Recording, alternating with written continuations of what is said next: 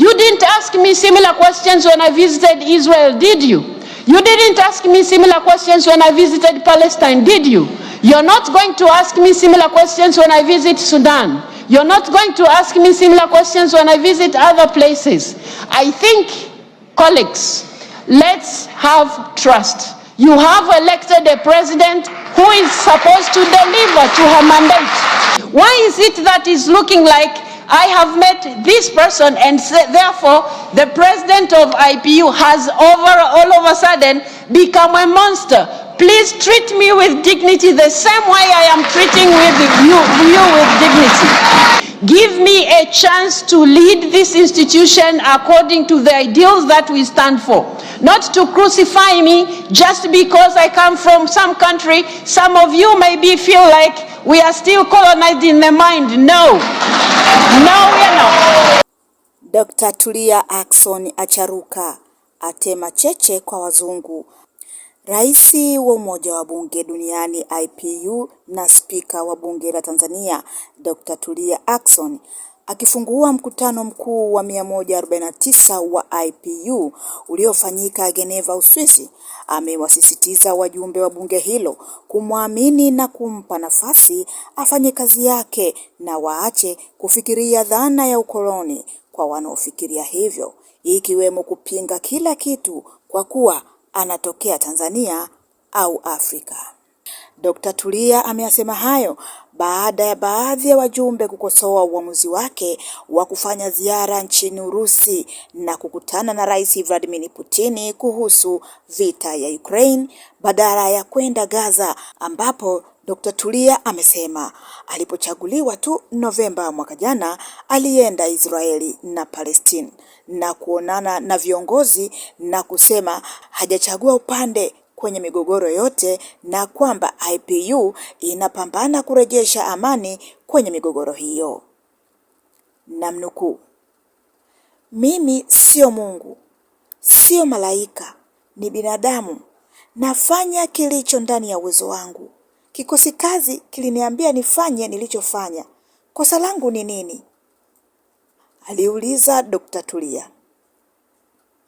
Mkutano huu umehudhuriwa na takribani washiriki 1500 wakiwemo maspika, manaibu spika, wakuu wa misafara na wabunge kutoka nchi mbalimbali duniani, na unatarajiwa kuhitimishwa Oktoba 17, 2024 kwa kutoa maazimio muhimu yatakayolenga kutatua changamoto za kimataifa zinazoikabili dunia kwa sasa.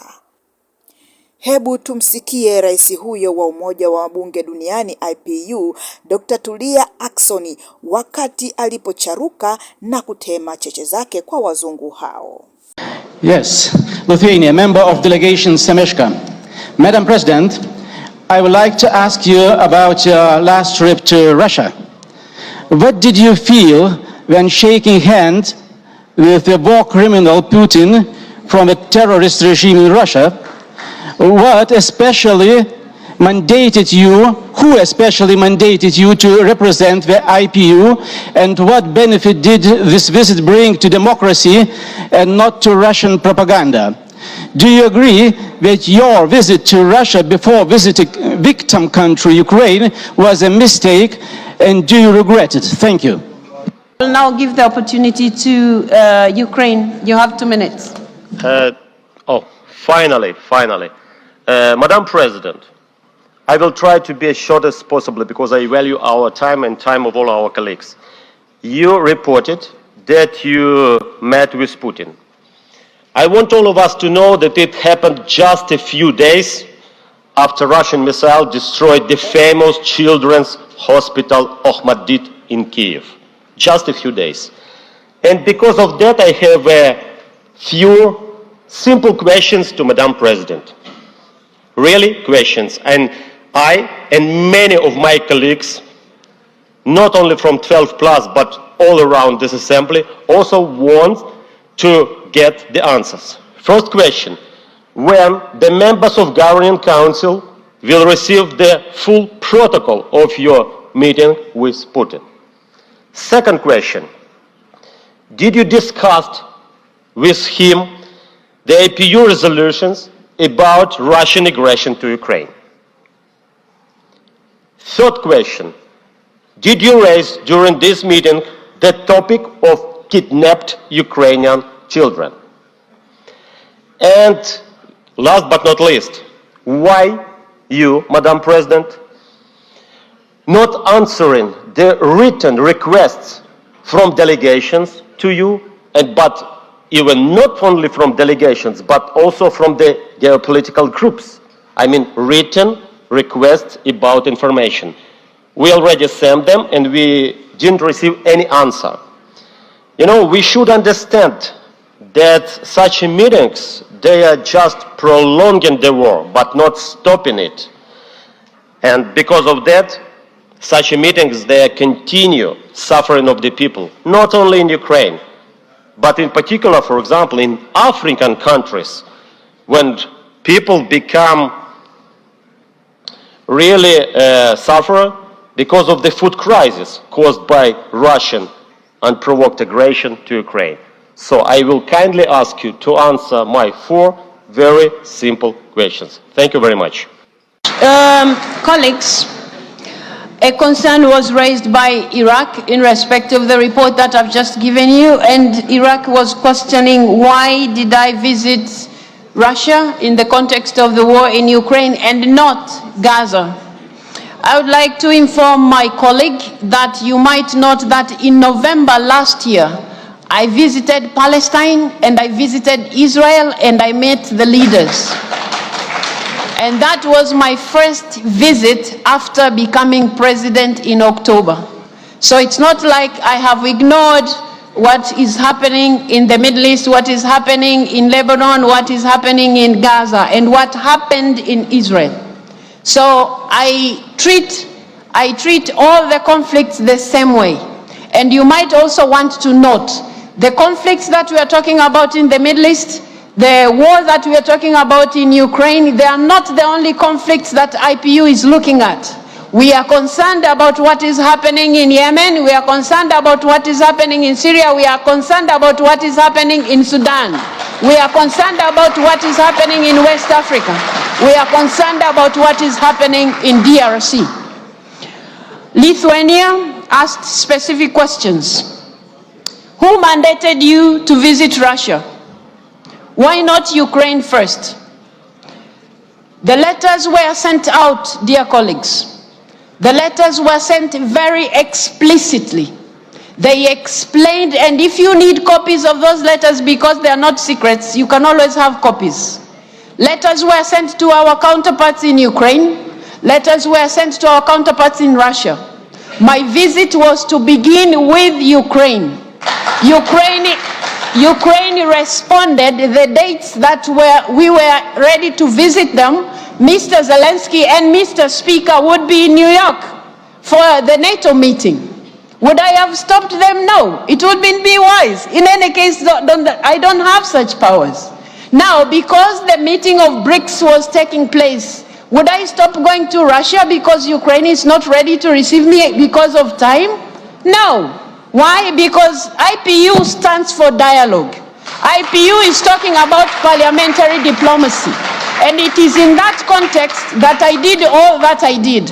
And I thought I would be given a little credit for all the efforts that I've done, not to be crucified for things that I have not.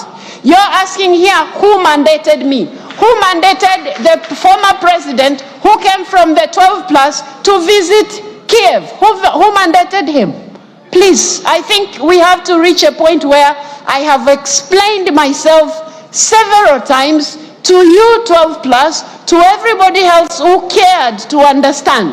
If you have a feeling like I went to Russia without going to Ukraine first, I have told you several times, letters were sent out. I wouldn't turn out my visit to Russia because I'm unable to reach Ukraine. You didn't ask me similar questions when I visited Israel, did you? You didn't ask me similar questions when I visited Palestine, did you? You're not going to ask me similar questions when I visit Sudan. You're not going to ask me similar questions when I visit other places. I think, colleagues, let's have trust. You have elected a president who is supposed to deliver to her mandate. You have elected a president who is supposed to deliver to her mandate, and I think you are dealing with me unjustifiably, which is not fair to anybody. The questions that you have been raising, I have responded them to the best of my knowledge and to the best of my objectivity in all this matter. And you must know, I would not have asked to meet Mr. Putin if it wasn't for Ukraine. My commitment to doing that, and this is not the first place I'm visiting. Why is it that it's looking like I have met this person and therefore the president of IPU has all of a sudden become a monster? Please treat me with dignity the same way I am treating you with dignity.